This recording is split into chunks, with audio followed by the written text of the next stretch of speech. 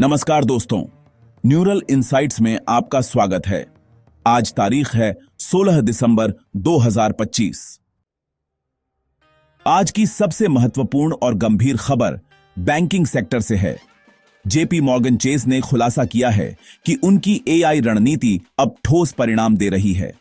उनका सालाना $18 बिलियन का टेक्नोलॉजी बजट रंग लाया है।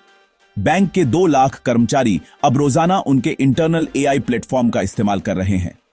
बैंक ने बताया कि इन्वेस्टमेंट बैंकर्स जो प्रेजेंटेशन बनाने में घंटों लगाते थे, अब वह काम 30 सेकंड में हो रहा है।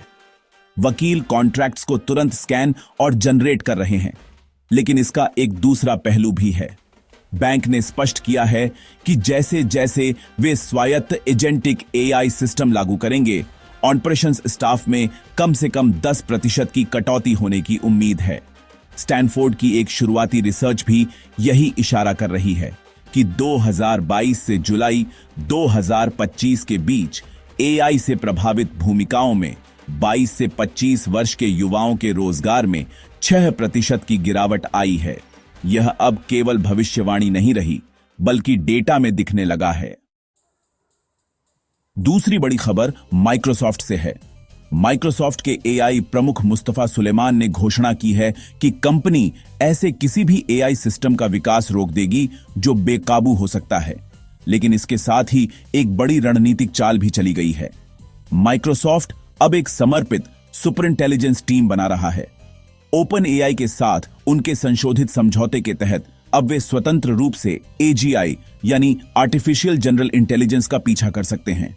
इसके अलावा उन्होंने ओपन एआई के नए जीपीटी 5.2 मॉडल को माइक्रोसॉफ्ट 365 कोपायलट में पूरी तरह इंटीग्रेट कर दिया है, जिससे अब वर्ड और एक्सेल जैसे टूल्स में थिंकिंग मॉडल की ताकत आ गई है। तीसरे खंड में बात करते हैं हार्डवेयर किंग एनवीडिया की। एनवीडिया ने शीड-एमडी का अधिग्रहण करने की घोषणा की है। यह कंपनी स्लर्म बनाती है, जो दुनिया भर के सुपर कंप्यूटर और एआई क्लस्टर्स को मैनेज करने वाला सबसे लोकप्रिय सॉफ्टवेयर है। इस कदम से एनवीडिया ने एआई इंफ्रास्ट्रक्चर स्टैक पर अपना नियंत्रण और भी गहरा कर लिया है। साथ ही एनवीडिया ने नेमोट्रॉन 3 नामक ओपन मॉडल्स की एक नई फैमिली रिलीज की है। ये मॉडल्स एजेंटिक एआई के लिए विशेष रूप से डिजाइन किए गए हैं और मौजूदा मॉडल्स की तुलना में 3.3 गुना ज्यादा तेज काम करते हैं। चौथे खंड में मीडिया और मानकों की बात। डिज्नी ने ओपन एआई में $1 बिलियन का निवेश औपचारिक रूप से पूरा कर लिया है।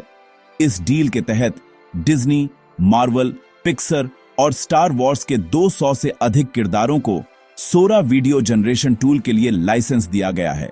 यानी जल्द ही यूजर्स इन किरदारों के साथ वीडियो बना सकेंगे।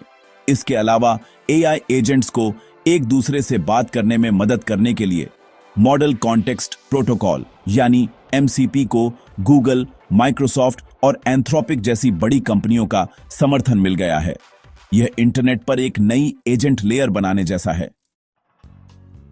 आखिरी खबर विज्ञान के क्षेत्र से। फ्रंटियर साइंस के शोधकर्ताओं ने स्पाइकिंग न्यूरल नेटवर्क पर नया काम प्रकाशित किया है, जो मानव मस्तिष्क की तरह काम करता है और एआई की ऊर्जा खपत को काफी कम कर सकता है।